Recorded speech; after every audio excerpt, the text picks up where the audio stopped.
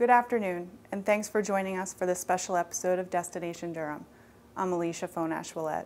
It is a sad week here in Durham as we mourn the loss of former First Selectman Ray Kalinowski. Ray dedicated his life to public service, first serving as our First Selectman of Durham, then state representative, and as an agent in the Secret Service. He served to the Nixon administration, even accompanying Nixon on his historic trip to China in 1972. Destination Durham spoke to those closest to Ray as we talked about his career, his life, and his legacy. He was just kind. He was a gentleman. I never really saw anything bad about him. He is described as a man of few words, but Ray Kalinowski is not someone people in Durham are about to forget. He was so big. And what I mean by that was he wasn't necessarily a big personality, but he commanded such a presence when he walked into a room. Acting as a First Selectman, a state rep, and a Secret Service agent, Ray lived an incredible life of public service, making him a witness to some of the biggest moments in the second half of the 20th century. From the incredible secret flights with Henry Kissinger to set up the China breakthrough, the flights with Richard Nixon to go to China, and then, of course, he was an eyewitness to the unfolding of Watergate. He took his experience on a national level and used it to help guide him while serving here in Durham. When I was town clerk, he became First Selectman. And I watched him consider many different ideas and solutions, and some of the ideas were a little crazy. But he taught me that if it's right for Durham, then it doesn't matter if you think it's a little crazy or a little out of the ordinary. And he also taught me that it doesn't matter where the idea comes from. Even if it's not your idea, if someone from the other party or someone from another town brought you an idea, if it was right for Durham, then it was the right thing to do. Ray's love for Durham was evident to anyone who knew him. His support for friends and colleagues just as strong. The time that I was most moved by him was when I had the opportunity to run for public office myself. And he was an amazing mentor. And while she lost the race, Davenport says her friendship with Ray only grew after the campaign. Ray, being who Ray is, he waited a few days, and then he called me. And he's a man of few words.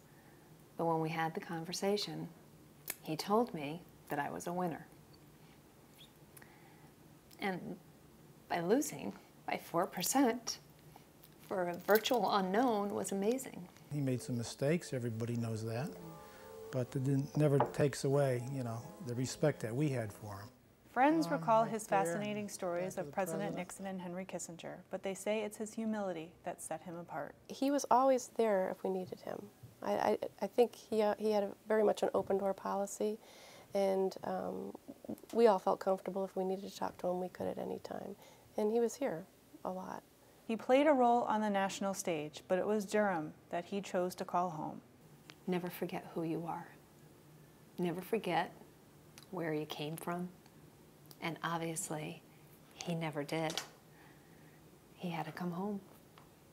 What I think is the common value that we all share in wanting Durham to be a place where we can all live comfortably and yet compatibly with nature. That's his legacy, and it's not an insignificant one. And there's no doubt that his legacy will live on. One of the last things he said to me as we were saying goodbye to each other this week was, "Frances, I really enjoyed liking you."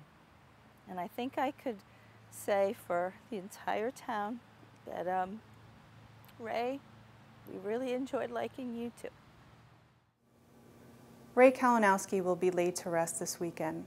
Calling hours will be at Biega Funeral Home from 5 to 8 this evening, and a service on Saturday morning at 10 a.m. at Notre Dame, followed by a burial at Micah Hill Cemetery. We leave you now with a report from CBS affiliate WFSB, who in 1994 interviewed Ray on the death of President Nixon. So I'd like to be at his funeral.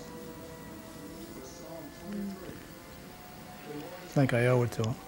Instead, Raymond Kalinowski watches from his Connecticut living room the funeral of the president he guarded for 2 years and would have given his life to save. He made some mistakes, everybody knows that, but it never takes away, the respect that we had for him. Right there, back of the president.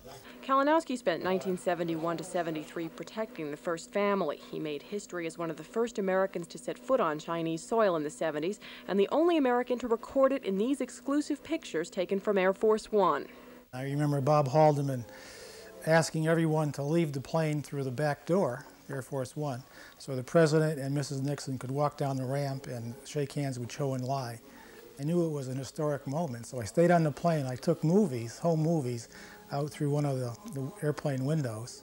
This is the Richard Nixon Ray Kalinowski remembers, a man he calls a casual, regular guy, much different from the stiff-looking, suited president we all saw on TV.